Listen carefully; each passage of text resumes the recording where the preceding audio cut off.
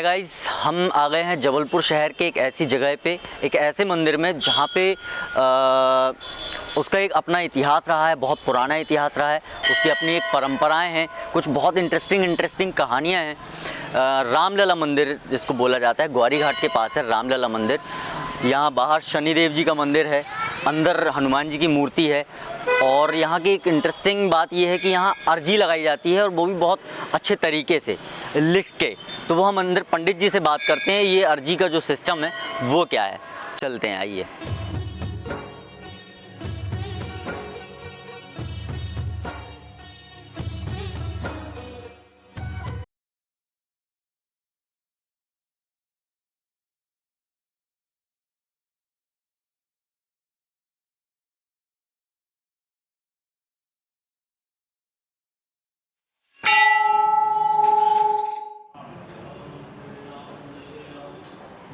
तो हम पंडित जी से शुरू करते हैं और इनसे जानते हैं यहाँ की जो परंपराएं हैं, यहाँ की जो मान्यताएं हैं, उनके बारे में इनका क्या कहना है। तो सर, आपका नाम बता देंगे? मेरा नाम आचार्य शिव कुमार। सर, ये जो मंदिर है, यहाँ की जो रीति रिवाज हैं और परंपराएं हैं, इसके बारे में थोड़ा सा हमको अवगत कराएं प्लीज़। ये भगवान श्री रामलला जी मंदिर की स्थापना ब्रह्मलीन स्वामी राम निरंजनाचार्य जी महाराज ने किया था। ये संभवतः 1968-69 की बात है। वो चित्रकूट धाम से यहाँ पधारे थे। किन्हीं दैवी प्रेरणा के कारण यहाँ पर जबलपुर उनका आगमन हुआ। उस समय ये ग्वारी घाट कुछ बीहड़ जैसी स्थिति में था, झाड़ झंखाड़ जंगली जैसा इलाका था। नर्मदा जी से वो स्नान करके वापस जबलपुर जा रहे थे, तब इस परिसर से उन्हें किसी व्यक्ति ने या कोई महिला ने, ऐसा वो बताया करते थे, कि नाम लेकर के पुकारा।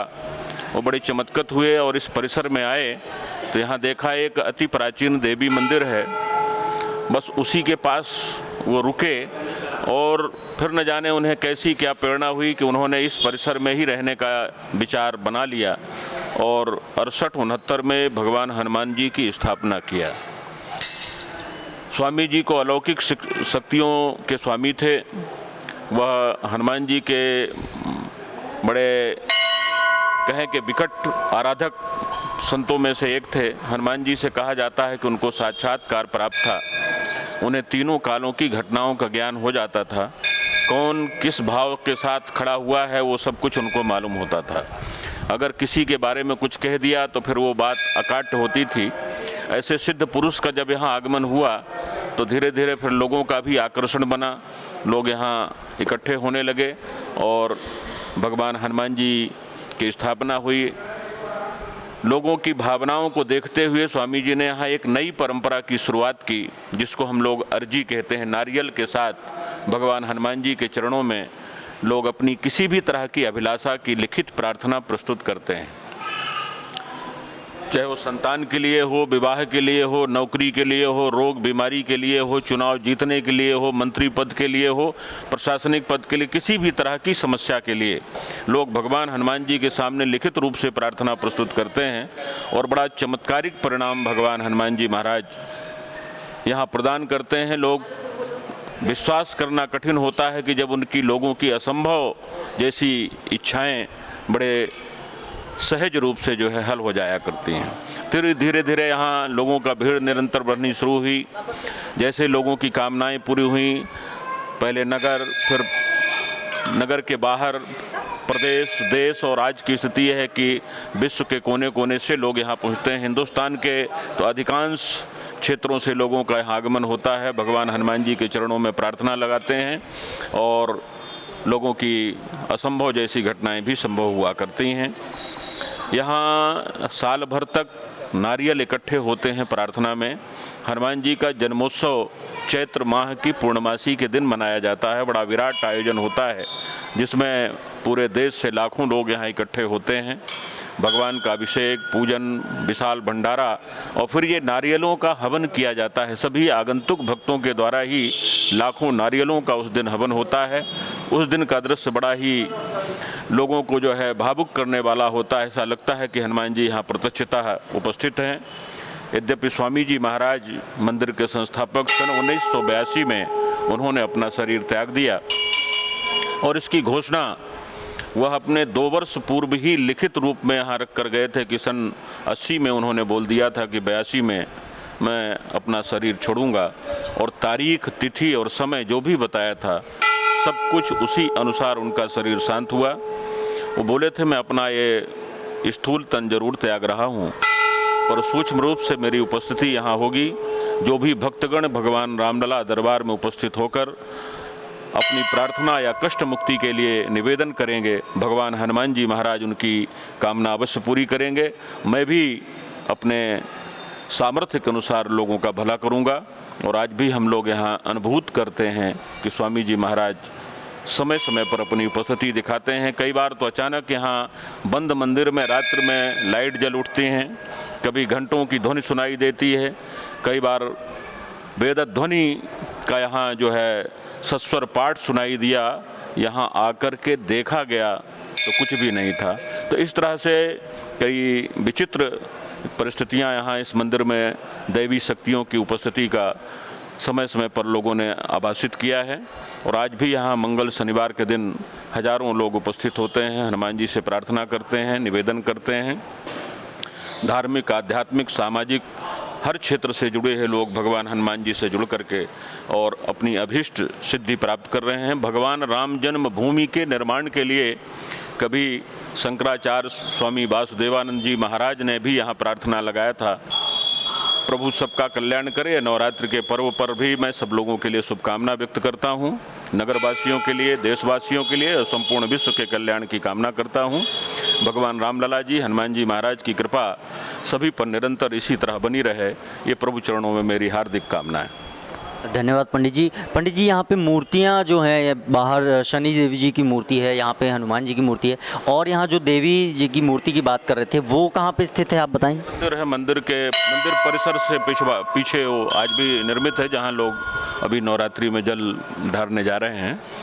यहाँ पर एक और गुरु परंपरा में स्वामी जी को जो प्राप्त हुई थी, एक द्वापर युग की हनुमान प्रतिमा भी है, जो मंदिर के गुप्त गर्भगृह में स्थापित है।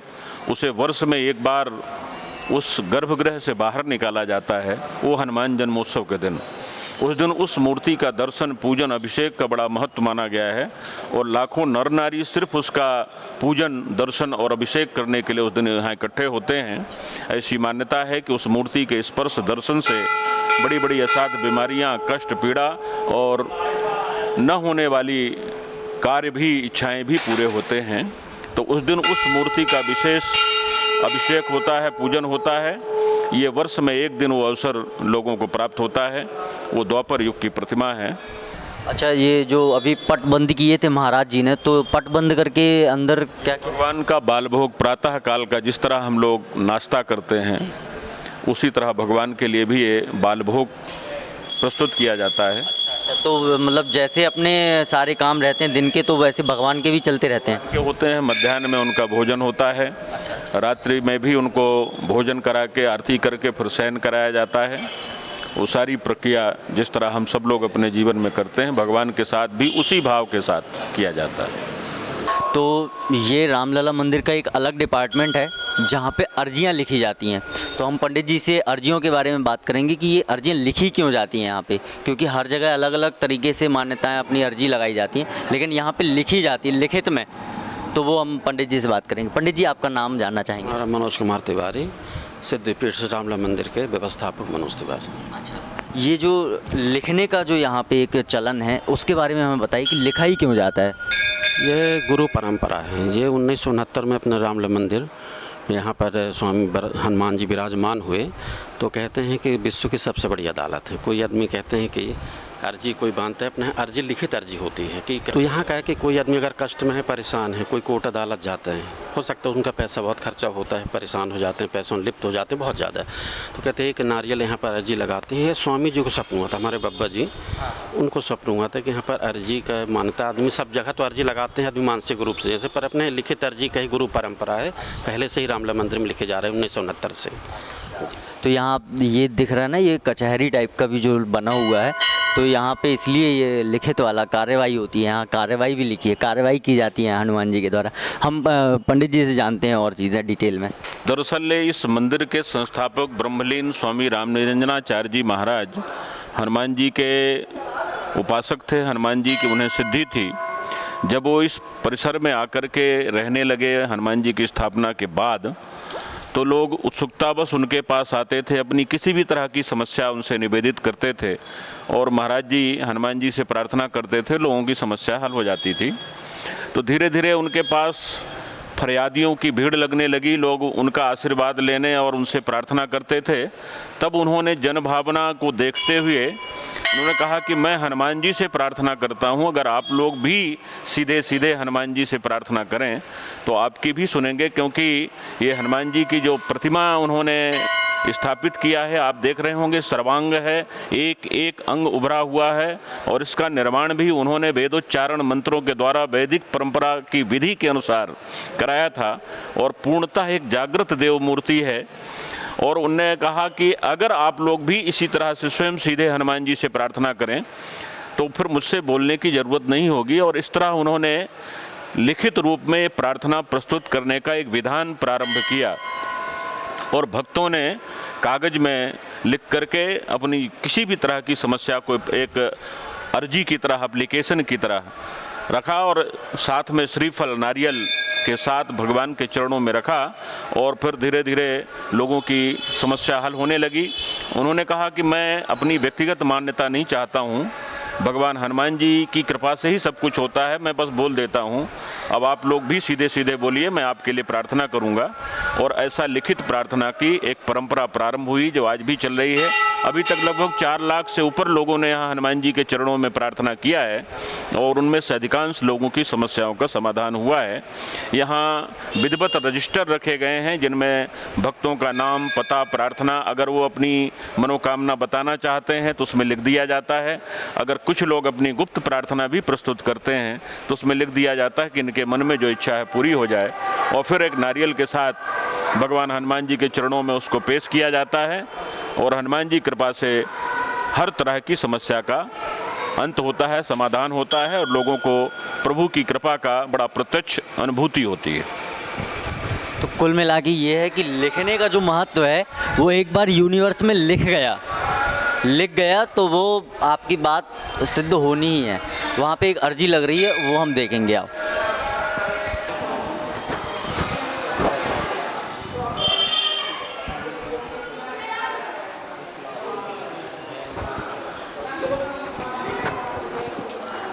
यहाँ पर जो है अर्जी जो है वो लिख दी गई है। अब नारियल में धागा बांधा जा रहा है और यहाँ पर जो अर्जी लगवाना आई हुई थी, इनकी अर्जी यहाँ पर लिखित तौर पे लगा दी गई है।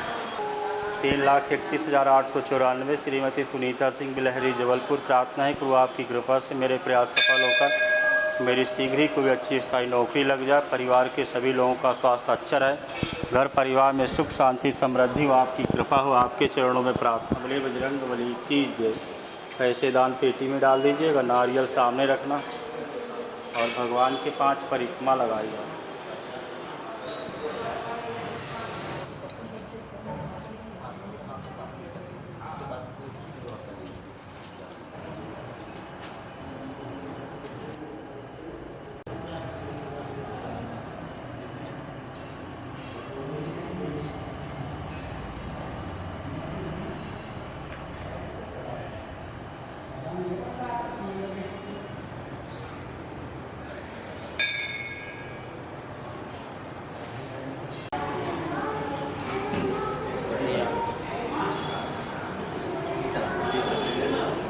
बढ़िया लड्डू मिल गए हैं, अपन बाहर नहीं निकाल। हम चल रहे हैं देवी जी के मंदिर। लड्डू खाओ भाई को भी खिलाओ, चलना बहन भी जाते हैं। आओ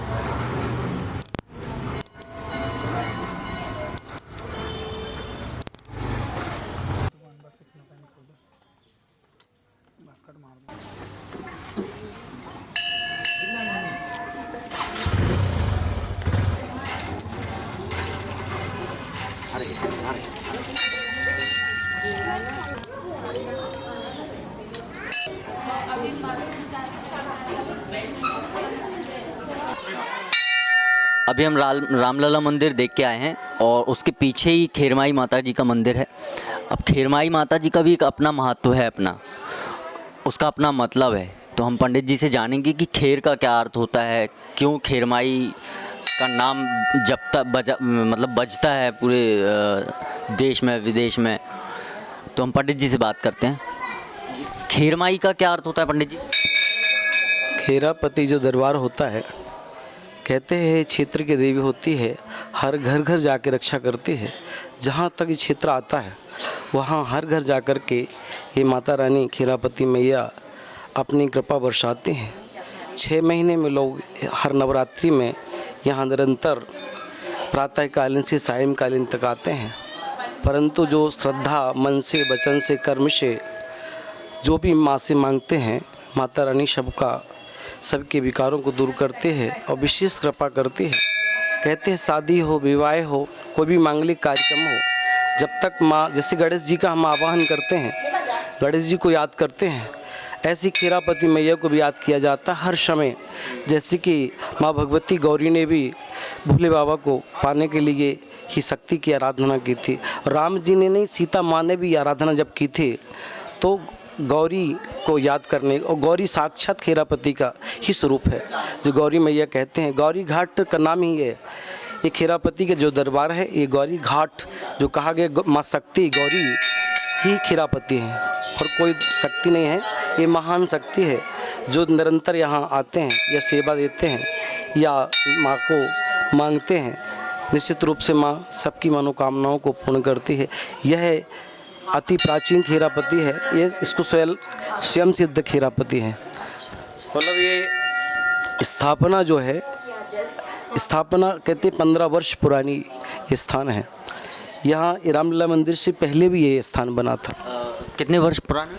ये करीब 15 वर्ष पुराना है मंदिर, 15 वर्ष पुराना मंदिर है। और यहाँ निरंतर जबलपुर नहीं, पूरे भारतवर्ष से लोग, बहुत से लोग आते हैं, हर राजधानी से लोग आते हैं और यहाँ प्रार्थना करते हैं, क्योंकि ये स्वयं सिद्ध है खेरापति दरबार। अच्छा, तो खेरमाई का ये अर्थ है कि हर घर की रक्षा करने वाली खेरमाई माता। और हमारे यहाँ ख़ास तौर पे हमारे देश में या हमारे शहर में, हमारे प्रदेश में खेरमाई माता आपको हर जगह मिलेंगी, हर गांव में, हर क्षेत्र में खेरमाई मिलेंगी आपको। ठीक है पंडित जी, धन्यवाद। जय माता की। ये था हमारे रामलला मंदिर का इतिहास। देखा आपने, बड़ी इंटरेस्टिंग कहानियाँ हैं। तो अभी अपन जूते वूते पहन के आगे चलते हैं, क्योंकि बहुत सारी जगह हैं जबलपुर शहर में, संस्कार धानी में, जहाँ आपको बहुत सारी जगह पता नहीं है, लेकिन बहुत बढ़िया जगह हैं और बहुत अच्छी अच्छी कहानियाँ हैं। तो आगे चलते हैं अपन, आगे देखते हैं, चाय आय पीते हैं, थोड़ा सा पानी पीते हैं, धूप भी तेज़ हो रही है। चलो भाई, और जानते हैं कुछ और नई जगहों के बारे में। हाँ, कुछ नई जगहों के बारे में जानते हैं अपन। चलो।